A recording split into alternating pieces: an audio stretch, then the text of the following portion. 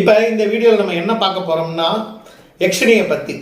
So யக்ஷினியை பற்றி ஏற்கனவே நிறைய வீடியோ போட்டிருக்கேன். இப்போ இந்த வீடியோவில் நம்ம என்ன பார்க்க போகிறோம்னா பைரவி யக்ஷினி. இப்போ யக்ஷினியில் வந்து நிறைய வகை இருக்குது. அதில் 64 யக்ஷினியும் இந்த இந்தியாவில் தாந்திரிக நூலில் வந்து குறிப்பிட்டிருக்காங்க. 64 யக்ஷினுடைய பூஜை முறைகளும் இருக்குது. அதில் வந்து ஒரு சில குறிப்பிட்ட யக்ஷினிகள் முக்கியமானவை. அதில் 16 யக்ஷினி ரொம்ப முக்கியமானவை. உங்களுக்கு இருக்கும், எல்லா சக்திகளும் உங்களுக்கு கிடைக்கும், சமூகத்தில் நல்ல பேர் அந்தஸ்து எல்லாமே கிடைக்கும் உங்களுக்கு.